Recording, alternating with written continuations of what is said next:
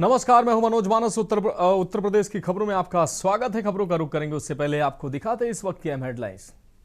स्वामी अभिमुक्तेश्वरानंद की गिरफ्तारी पर रोक, कोर्ट ने सुरक्षित रखा फैसला। 15 मार्च को होगी अग्रिम जमानत अर्जी पर सुनवाई।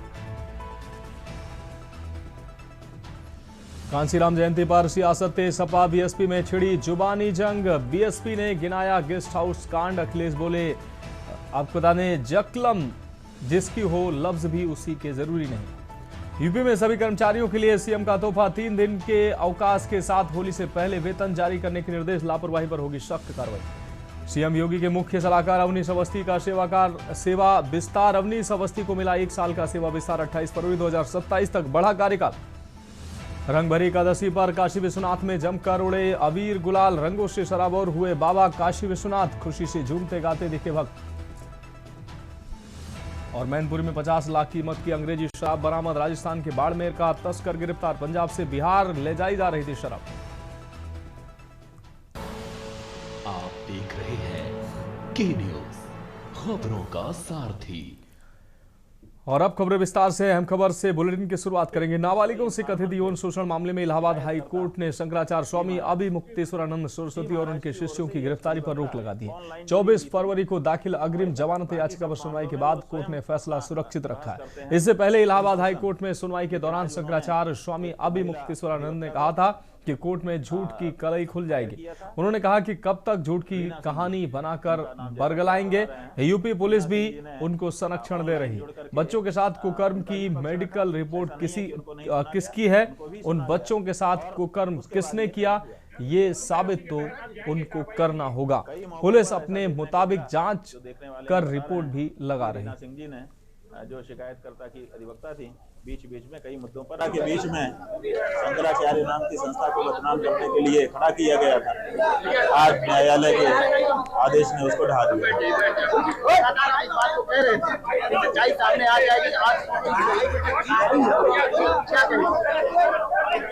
बात यह है कि सांच को आंच नहीं। हमको पता था कि झूठ जो है उसकी भी ताकत होती है, सच की भी ताकत होती है। झूठ की ताकत परेशान करने तक है और सत्य की ताकत पराजित करने तक है। तो हमको पता था कि झूठ भी अपना काम करेगा, थोड़ी देर तक तो लोगों को परेशान करेगा, लेकिन उसकी उम्र ज्यादा नहीं होगी। मेडिकल रिपोर्ट का तमाम दावे किए जा रहे हैं और बकायदे ये तय माना जा रहा था कि अगर उसमें हो गया, लेकिन अब जो बातें कोर्ट में सामने आई हैं, ऐसा उसमें कुछ नहीं है। यही बात है। अगर जो बातें हैं जनता के बीच में खड़े होकर के कही गई, आज उन बातों की पोल खुल गई है, कलई खुल गई। कलई खुल गई। गुरु जी, तो क्या कार्रवाई करेंगे आशुतोष ब्रह्मचारी के खिलाफ? देखिए, अब हम लोग अभी तो रंगभरी एकादशी है, पहले रंगभरी एकादशी का उत्सव करने दो, तो देखा जाएगा। तो अब मठ में आज खुल करके होली होगी नहीं? हमारे यहाँ खुल के होली का मतलब है कि भगवान का चढ़ा हुआ जो टीका है उसको हम लोग माथे में लगा लेते हैं। इतना ही हम लोगों की होली है, कोई रंग उड़ा लगातार मुस्कुराते हुए हर चीज का आप जवाब दिए हैं। आज फैसला आने के बाद आप बताइए कि क्या चीज बता रहे हैं। बात यह है कि क्या कहा जाए, सारी परिस्थितियां हमने एक साक्षी के रूप में देखी। कैसे कोई व्यक्ति एक फर्जी कहानी बना करके आता है, कैसे पूरे देश को, देश की मीडिया को, देश के लोगों को अपने पीछे चलने के लिए मजबूर कर देता है, कैसे कानून का दुरुपयोग होता है। ये सब हम एक साक्षी भाव में देखते रहे और ये भी देखते रहे कि किसके मन में क्या है, क्योंकि इसी प्रकरण के माध्यम से बहुत से लोगों के मन की बात भी हमको पता चल गई कि किसके मन में क्या है। काफी कुछ साफ हुआ, अच्छा ही रहा।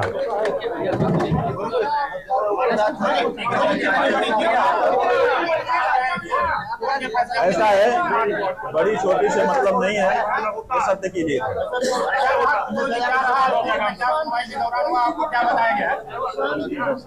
सुनवाई के बाद हमारे वकीलों ने हमें बताया कि हमने आपका पक्ष न्यायालय में रख दिया।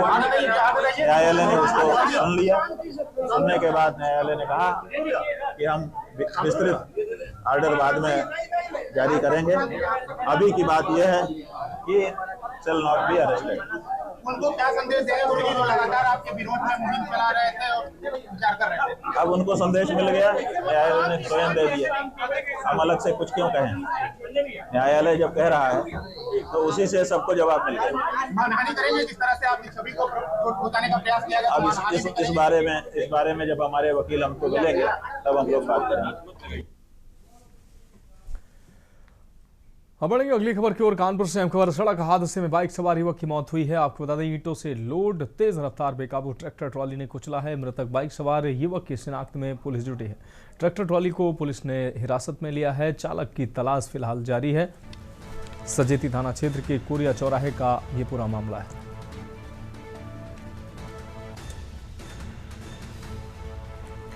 मृतक बाइक सवार युवक की शिनाख्त में जुटी है पुलिस।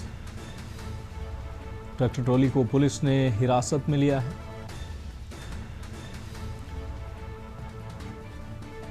मृतक बाइक सवार युवक की शिनाख्त में पुलिस जुटी हुई है।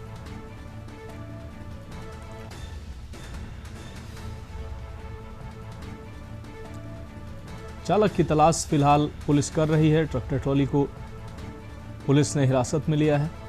सजेती थाना क्षेत्र के कोरिया चौराहे का यह पूरा मामला है। तो कानपुर से अहम खबर आपको दिखा रहे हैं। सड़क हादसे में बाइक सवार युवक की मौत हुई है। ईंटों से लोड तेज रफ्तार ट्रैक्टर ट्रॉली के चपेट में आकर बाइक सवार की मौत हुई है। युवक की शिनाख्त में पुलिस जुटी हुई है।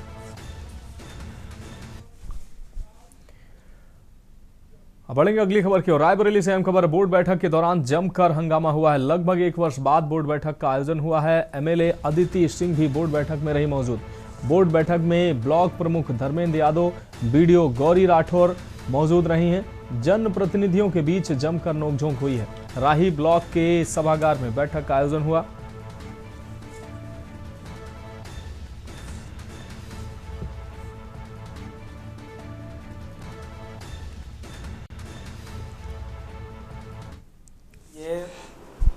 क्षेत्र पंचायत के अंतर्गत, विकास खंड के अंतर्गत आने वाली ग्राम पंचायतों और क्षेत्र के विकास के लिए शासन द्वारा एक निर्धारित व्यवस्था है कि हर 90 दिन में बैठक किया जाए और संबंधित क्षेत्र पंचायत के सदस्यों, ग्राम प्रधानों से प्रस्ताव लिया जाए और नियम संबद्ध उन प्रस्तावों पर सरकार द्वारा भेजे गए धन की उपलब्धता के आधार पर निविदा करा के उन पर कार्य किया जाए।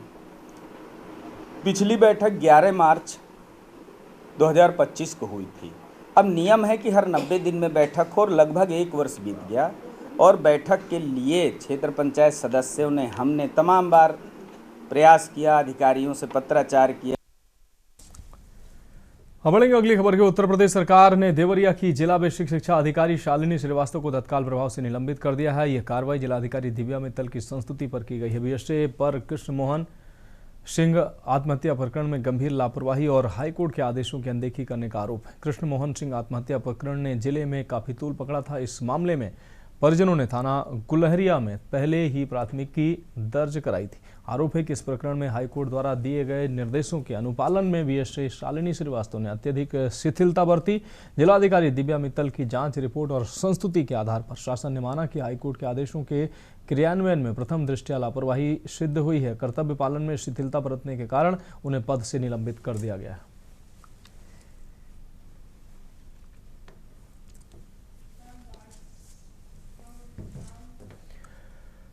उत्तर प्रदेश के राज्य मंत्री धनबीर प्रजापति ने इटावा का दौरा किया। इस दौरान उन्होंने जहां एक ओर विकास कार्यों की समीक्षा बैठक कर अधिकारियों को कड़े निर्देश दिए, वहीं दूसरी ओर जिला अस्पताल का औचक निरीक्षण कर स्वास्थ्य सेवाओं का जायजा लिया। कलेक्ट्रेट में सभी विभागों के अधिकारियों के साथ समीक्षा बैठक करते हुए प्रभारी मंत्री ने स्पष्ट किया है कि सरकार की मंशा जन सेवा है। उन्होंने निर्देश दिए कि किसी भी प्रकार की जन समस्या के लिए आम जनता को भटकना ना पड़े। देखिए, महीने में हर प्रतिमाह इस तरह की प्रशासनिक बैठक होती है। केंद्र और प्रदेश सरकार की जितनी योजनाएं हैं वो धरातल पर कितनी प्रगति है और धरातल तक पहुंचाने में कितना विलम्ब है, इस तरह की एक समीक्षा होती है और उनको धरातल तक शीघ्र से पहुंचा जाए। और आमजन की जो भी समस्या हो, चूँकि जिला प्रशासन की भी बैठक होती है और साथ साथ हमारे पदाधिकारी को भी बैठक लेते हैं हम लोग, उसके अनुसार फिर प्रशासन को निर्देश दिया जाता है कि इस तरह से आपको काम करना है। इसे हमने सभी विभागों को निर्देश दिया है, जनता से जुड़ी समस्याओं का कोई भी व्यक्ति ऊपर तक न आए, वहीं को वहीं निस्तारण हो अपने विभाग में। अपने विभाग की जानकारी मीडिया के माध्यम से, चाहे और भी किसी माध्यम से, चाहे अभियान चला करके, चाहे स्वयंसेवी संस्थाओं के माध्यम से जनता तक अपने विभाग की पूरी जानकारी हो। हम बढ़ेंगे अगली खबर की ओर। खबर हमीरपुर से, जहां उत्तर प्रदेश के मुख्यमंत्री योगी आदित्यनाथ की प्राथमिकता वाली गौशाला योजना को जनपद के जिम्मेदार अधिकारी ही पलीता लगाने में जुटे हुए हैं। कुरारा ब्लॉक के जल्ला गांव स्थित अस्थायी गौशाला से एक ऐसी तस्वीर सामने आई है जिसने प्रशासनिक संवेदनशीलता पर गंभीर सवाल खड़े कर दिए हैं। हमीरपुर दौरे पर आए राज्य मंत्री, जल शक्ति मंत्री और जनपद के प्रभारी मंत्री रामकेश निषाद को जल्ला गांव की अस्थायी गौशाला का निरीक्षण करना था। मंत्री जी के आने से पहले गौशाला की जो स्थिति कैमरे में कैद हुई वह चौंकाने वाली थी। जहां एक और विषहारा गौवंश चिलचिलाती धूप में तप रहे थे, वहीं कुरारा ब्लॉक के खंड विकास अधिकारी मनोज कुमार गुप्ता गौवंशों के लिए बनाए गए अस्थायी टीन शेड के नीचे अपनी गाड़ी पार्क कर सुकून से आराम फरमाते नजर आए।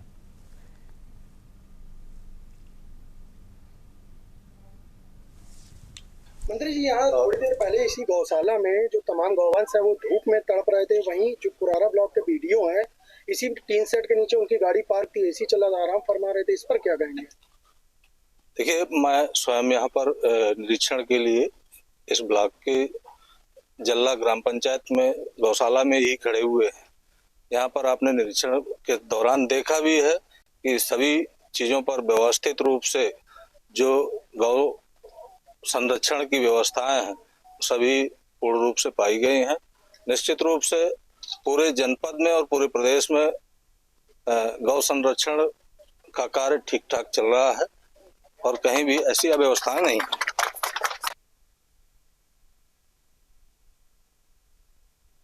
इस वक्त हमारी मौजूदगी हमीरपुर जनपद के कुरारा ब्लॉक के जल्ला गांव में। ये देख सकते हैं, ये तस्वीरें हैं जल्ला गांव की गौशाला है, जहां पर तमाम जो अन्ना मवेशी हैं उनको संरक्षित किया गया है। छोटे बड़े जो गौवंश हैं वो नजर आ रहे हैं। तो वहीं आज हम आपको एक ऐसी तस्वीर दिखाने जा रहे हैं जिसने कहीं ना कहीं मानवता को शर्मसार कर दिया। आज जहां एक और जल शक्ति राज्य मंत्री रामकेश निषाद का हमीरपुर दौरा था, इस गौशाला का निरीक्षण करने उन्हें आना था, तो वहीं जब के न्यूज का कैमरा इस गौशाला पे पहुंचा तो यहाँ के जो हालात थे वो देखकर हम दंग रह गए। ये देख सकते हैं, ये टीन शेड बनाया गया है जहां इस तपती धूप से बचने के लिए गौवंशों को रखा जाना था। वहां कुरारा ब्लॉक के बीडीओ की गाड़ी खड़ी थी, साथ में एक और छोटी गाड़ी खड़ी थी। जो अधिकारी थे वो इस छांव में आराम फरमा रहे थे। तो वहीं ये तस्वीरें देख सकते हैं, जो तमाम गौवंश हैं वो इस तपती धूप में बेबस होकर बाहर खड़े नजर आ रहे हैं। तो वहीं ये जो तस्वीरें निकलकर सामने आई, इन्हें एक बार फिर जाहिर कर दिया कि मुख्यमंत्री भले ही लाख कोशिशें कर ले हालातों को बेहतर करने की, लेकिन जो लापरवाह अधिकारी है वो साफ तौर पे मुख्यमंत्री हो या प्रधानमंत्री, दोनों की योजना को पलीता लगाते रहेंगे। सिद्धार्थ द्विवेदी, के न्यूज इंडिया, हमीरपुर। बढ़ेंगे अगली खबर की ओर। लखनऊ के सरोजनी नगर के थाना बंथरा इलाके में खाद्य एवं रसद विभाग द्वारा मिलावटी मिठाई को लेकर वाहनों की चेकिंग की और एक लोडर गाड़ी को कानपुर से गोरखपुर खोया मिल्क केक, बर्फी आदि ले जा रहा था।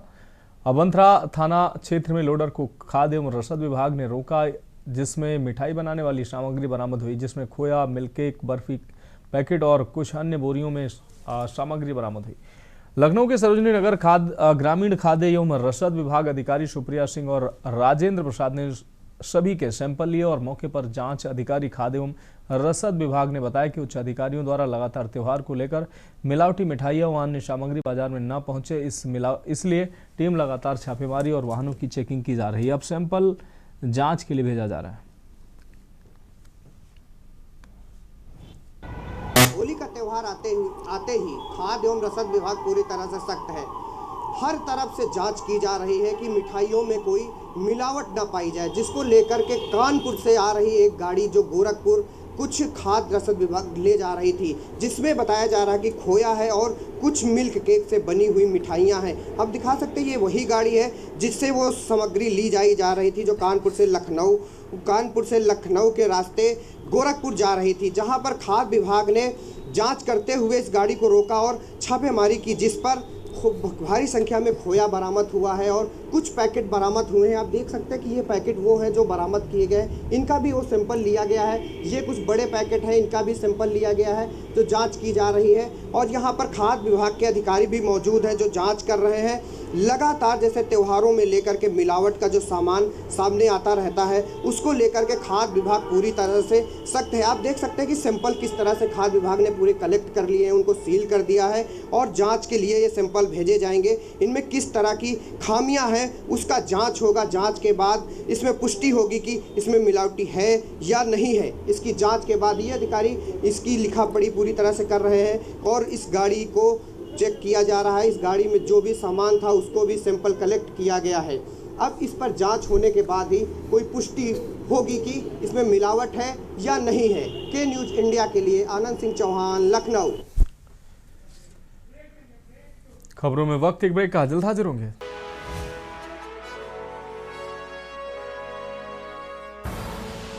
आप देख रहे हैं के न्यूज़, खबरों का सारथी। ब्रेक के बाद उत्तर प्रदेश की खबरों में एक बार फिर से आपका स्वागत है। बढ़ेंगे अगली खबर की ओर। भारतीय क्रिकेट टीम के स्टार बल्लेबाज रिंकू सिंह के पिता खान चंद का आज अलीगढ़ के क्वारसी रोटरी मोक्ष धाम में पूरे विधि विधान के साथ अंतिम संस्कार किया गया। इस दुखद घड़ी में रिंकू सिंह के बड़े भाई सोनू सिंह ने अपने पिता के पार्थिव शरीर को मुखाग्नि दी। खान चंद के निधन की खबर से खेल जगत और स्थानीय क्षेत्र में शोक की लहर दौड़ गई है।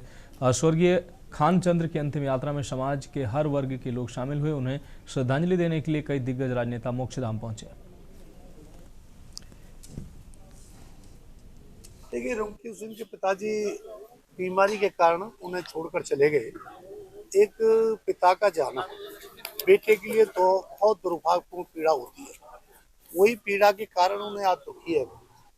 स्वयं क्रिकेट छोड़कर बीच में आना पड़ा और रिंकू सिंह के पिताजी ने स्वयं इतनी मेहनत की, सिलेंडर सप्लाई कर उस बेटे को अपने को यहाँ तक पहुँचाने का काम किया। आज बड़ा दुख का समय है।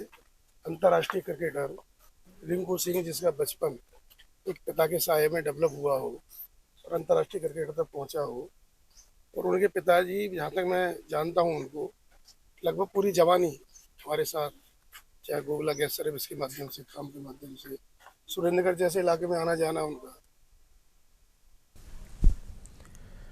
अब बढ़ेंगे अगली खबर की ओर। फर्रुखाबाद जनपद के कस्बा कायमगंज के अति व्यस्ततम मोहल्ला आपको बता दें गंगा दरवाजा कूचा में अभिगत गुरुवार को दिन दहाड़े वृद्ध दंपति 67 वर्षीय पुरुषोत्तम कौशल व उनकी 65 वर्षीय पत्नी पुष्पा की नृशंस हत्या के बाद से पुलिस प्रशासन में हड़कंप मचा हुआ है। घटना की जानकारी मिलते ही तत्काल फतेहगढ़ की पुलिस अधीक्षक आरती सिंह व जिलाधिकारी आशुतोष कुमार द्विवेदी द्वारा घटनास्थल पर पहुंचकर घटनास्थल का निरीक्षण किया गया तथा टीमें गठित कर शीघ्र घटना का अनावरण करने के सख्त निर्देश दिए गए। घटना की जानकारी मिलने पर दूसरे दिन शुक्रवार को कानपुर परिक्षेत्र कानपुर के पुलिस उप महानिरीक्षक हरीश चंद्र ने पुलिस अधीक्षक आरती सिंह व अपर पुलिस अधीक्षक अरुण कुमार सिंह के साथ कायमगंज स्थित घटनास्थल पर पहुंचकर वहां मौजूद मृतकों की पुत्री गुनगुन कौशल सहित अन्य परिजनों से जानकारी ली और घटना का शीघ्र अनावरण करने का आश्वासन दिया।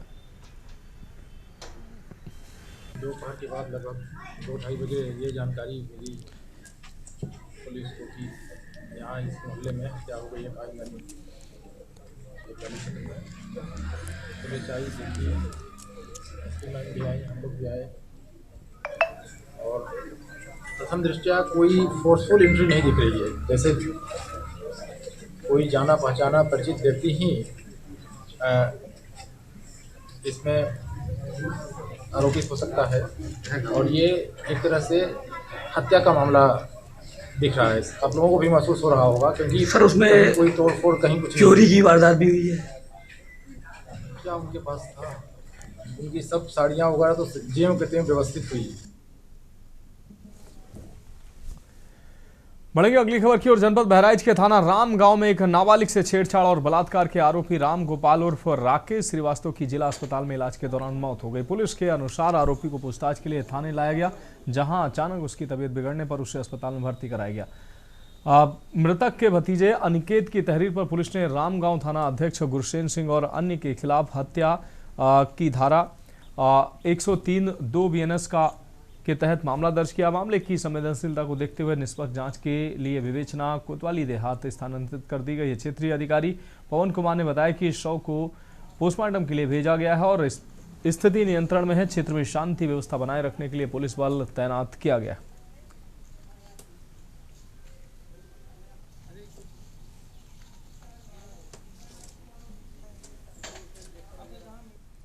कानपुर में जीएसटी विभाग में फजलगंज स्थित मधुरम स्वीट पर छापेमारी में करीब 200 कुंटल चीनी बिना वैध दस्तावेजों के मिलने का खुलासा हुआ है। जांच के बाद 10 लाख रुपए जमा कराए गए हैं। कानपुर के फजलगंज इलाके में स्थित मधुरम स्वीट्स पर राज्य कर विभाग की टीम ने छापामार कार्रवाई की है। जांच के दौरान करीब 500 कुंटल मिठाई तैयार होने के रिकॉर्ड आधार पर स्टॉक की पड़ताल की गई, जिसमें लगभग 200 कुंटल चीनी के क्रय विक्रय में गड़बड़ी सामने आई है। अधिकारियों के मुताबिक ई-वे विल स्टॉक रजिस्टर और बिक्री विवरण में अंतर पाया गया है। विभाग ने दस्तावेज कब्जे में लेकर गहन जांच शुरू कर दी है। इसी आधार पर आगे भी व्यापारियों के रडार पर आने की संभावना जताई जा रही है। मधुरम में कर चोरी पकड़े जाने के बाद अधिकारियों ने तत्काल 10 लाख रुपए जमा करवाए। विभाग का कहना है कि अंतिम कर देनदारी का आकलन जारी है और जरूरत पड़ने पर आगे भी सख्त कार्रवाई की जाएगी। मधुरम स्वीट्स की डेटा एनालिसिस की गई। डेटा एनालिसिस पे पाया गया कि इनवर्ड रॉ मटेरियल की सप्लाई के सापेक्ष आउटवर्ड की मटेरियल्स की बिक्री ये कम घोषित कर रहे हैं। इस आधार पे पूरी डेटा एनालिसिस के बाद 8 सदस्यीय टीम पहुंची और टीम जब वहां पे पहुंची और उन्होंने पूरा डेटा एनालिसिस उनके आगे रखा तो उन्हें भी इस बात से उन्होंने भी कहा कि सर हम इसका जवाब देंगे। कानपुर में 16 फरवरी को हुई 8 लाख की लूट की घटना ने जांच के दौरान बड़ा रूप ले लिया है। शुरुआती तौर पर पीड़ितों ने सिर्फ मारपीट की बात कही थी, लेकिन पुलिस की गहन पड़ताल में चौंकाने वाले खुलासे सामने आए हैं। जांच में पता चला है कि IDBI बैंक की सिविल लाइंस कानपुर शाखा से पिछले 2.5 साल में 14 खातों से करीब 850 करोड़ रुपए की नगद निकासी हुई है। इसके बाद दायरा बढ़ाया गया तो सामने आया कि HDFC bank, RBL bank, bank of Baroda, Kotak Mahindra bank, union bank of India और बंधन बैंक समेत 12 बैंकों के 68 खातों से 2 साल से अधिक समय में लगभग 1600 करोड़ रुपए नगद निकाले गए हैं। सभी खातों की KYC एक ही पते पर दर्ज कराई गई। पुलिस के अनुसार ये पूरा सिंडिकेट महफूज नाम के शख्स के परिवार से जुड़ा है। बैंक से निकाली गई रकम कानपुर में बांटी जाती थी। पकड़े गए आरोपियों में अब्दुल रहमान, सुबहान, लारेब, जीशान, यासीन और मुजाहिद शामिल है। इनमें से 2 को पुलिस ने मुठभेड़ के दौरान गिरफ्तार किया है। 5 जांच में यह भी सामने आया है कि लूट के बाद आरोपियों की लोकेशन कश्मीर और नेपाल में मिली। कानपुर पुलिस को आशंका है कि मामला हवाला और संभावित देश विरोधी गतिविधियों से जुड़ा हो सकता है। इस संबंध में पुलिस ने प्रवर्तन निदेशालय, भारतीय रिजर्व बैंक, आयकर विभाग और वस्तु एवं सेवा कर परिषद को जांच के लिए पत्र भेजा है। तो एक लूट की घटना होती है जिसमें वादी द्वारा एक एफआईआर नहीं लिखाया जाता है और वहां से हमारी टीम को डाउट होता है और उनसे जो प्राइमरी जो जानकारी मिलती है उस जानकारी के आधार पर ये पता लगा था कि इसमें 8 लाख रुपए की लूट हुई है। लेकिन वादी कतई नहीं लिखा रहा था। वादी ने कहा था कि ये हमारा झगड़ा का मामला है। हमारी टीम इसके पीछे जो है जानकारी करने के लिए बैंक गई और बैंक से विड्रॉल का पैटर्न देखा है कि बैंक से कितना पैसा निकला है। उसकी और जो लुटेरों की जानकारी करते करते हमको ये पता लगा है। तीर्थनगरी ब्रजघाट में एक दर्दनाक हादसा सामने आया है, जहां गंगा किनारे खड़ी नावों के बीच नारियल पकड़ने की कोशिश में एक 7 वर्षीय मासूम बच्ची गहरे जल में समा गई। ये पूरी घटना पास में लगे एक CCTV कैमरे में कैद हो गई, जिसे देखकर हर किसी का दिल दहल उठा। जानकारी के अनुसार गढ़ कोतवाली क्षेत्र के ब्रजघाट गंगा तट पर एक 7 वर्षीय बच्ची किनारे पर आटे की गोलियां बेचने का काम करती थी। शुक्रवार को गंगा की लहरों में बहकर आ रहे श्रद्धालुओं के चढ़ाए हुए नारियल को पकड़ने के लालच में बच्ची किनारे खड़ी नावों पर सवार हो गई। जैसे ही उसने एक नाव से दूसरी नाव पर छलांग लगाई, नारियल पकड़ने की कोशिश की, उसका संतुलन बिगड़ गया और वह सीधे गहरे पानी में जा गिरी। किनारे पर मौजूद लोग जब तक कुछ समझ पाते, बच्ची गहरे पानी में लहरों से ओझल हो गई। घटना का जो CCTV फुटेज सामने आया उसमें साफ देखा जा सकता है कि बच्ची किस तरह खेल खेल में नावों के बीच जा रही थी और अचानक पैर फिसलने से वह गंगा में समा गई। हादसे के बाद घाट पर भारी भीड़ जमा हो गई और परिजनों का रो रो कर बुरा हाल है। बुरा हाल है। सूचना मिलते ही गढ़ कोतवाली पुलिस और स्थानीय गोताखोरों की टीम मौके पर पहुंची। स्थानीय गोताखोर और जल पुलिस लगातार गंगा की लहरों में बच्ची की तलाश कर रही है।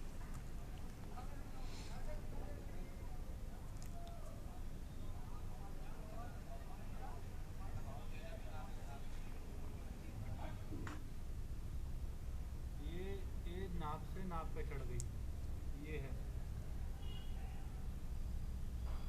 अब गोला पकड़ने के लिए नीचे झुकेगी। ये दूसरी नाव पे चढ़ गई, ये रही। ये गोला पकड़ने के लिए नीचे झुकी और ये संतुलन बिगड़ा, पैर ऊपर खड़े हो गए, निकली नहीं। उसके बाद ये नीचे जेटी के नीचे फंस गई होगी। फिलहाल उत्तर प्रदेश की खबरों में अभी के लिए मेरे साथ इतना ही। मुझे दीजिए इजाजत और आप देखते रहिए के न्यूज़ इंडिया।